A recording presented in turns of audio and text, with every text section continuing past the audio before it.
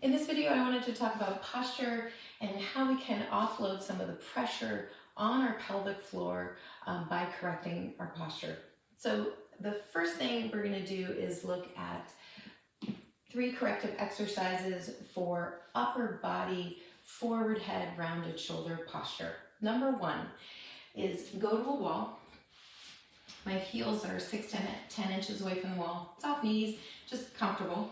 And then bring yourself to the wall, bring your elbows to the wall, do the best you can to bring the backs of the hands, fingertips to the wall. Worth noting is my back is neutral. I don't have it squished against the wall at the expense of my upper body. So if you're struggling right now to get your head and shoulders to the wall, just do the very best you can. You can also do this seated, you can also do it freestanding or lying on your back on a foam roller. So the first thing we're going to do is from the goalpost position, just simply start to slide the fingertips up as in towards the ceiling, towards the sky, without arriving at a place where I really overly hunch or change my posture. And then I'm going to slowly bend the elbows coming back down to that nice wide open goalpost. But the challenge here is to keep my shoulders and head back. I'm connecting to that pelvic floor breathing as I try to reach overhead. That's the moment when my back wants to really sway and put a lot of pressure down into that pelvic floor. So that's number 1, goalpost slides. Number 2 is a Cobra face down on the mat. It may not be like the Cobra you've done before, so just take a look and then try it.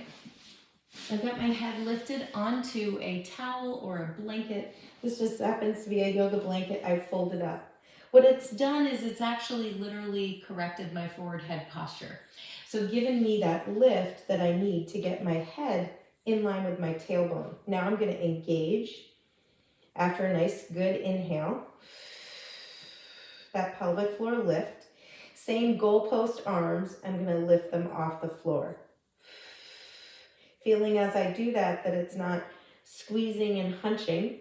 I'm not trying to push my fingertips up, bending at the wrist, but it's movement that comes from my scapula, that comes from my upper back muscles, and then I lower slowly down. Obviously, you could progress to lifting your head with the arms, but I really like having the head resting on something at first. So those are 2.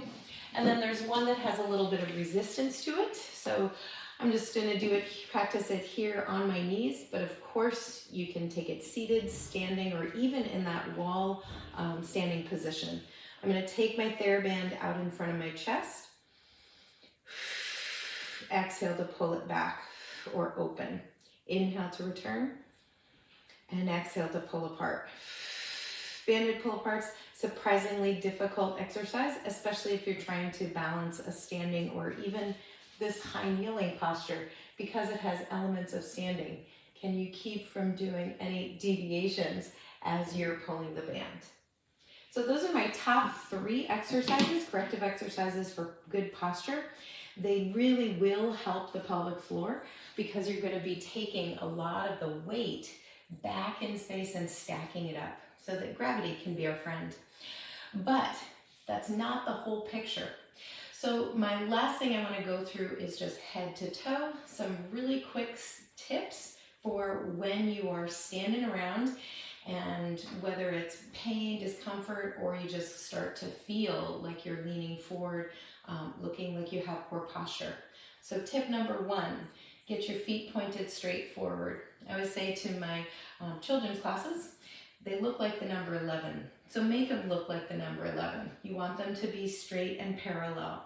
You don't want to lean to the inner edge of the feet or sit on the outer edge of the feet like a lot of us do when we're tired. So stand on your feet. Number 2, don't lock out your knees. So especially if you tend to know that you have those knees that go backwards, we call them hyperextended knees, don't do that. So if you can catch yourself, unlock the knees just a slight degree. It helps you to feel and be able to move and adjust your body. So especially the pelvis. Number 3, correct your pelvic tilt. So that means noticing whether you're standing with your tailbone tucked, your glutes constantly squeezing, right? Too much squeeze creates too much tension in that pelvic floor. Over time, that weakens the pelvic floor, leading to leaks, pain, discomfort, and other problems. So we want the glutes to not always be squeezing. You also don't want that anterior pelvic tilt, belly spilled forward, back really jacked up. Those muscles will also tire and also cause problems. So balance your pelvic tilt. And then part of the pelvic tilt is also where is your pelvis in space. So for many of us, when we get tired, we don't just kind of sit into one of those postural positions of pelvic tilting. We also sway. We lean. For me, my pelvis goes towards the kitchen counter. So I'm leaning too far under.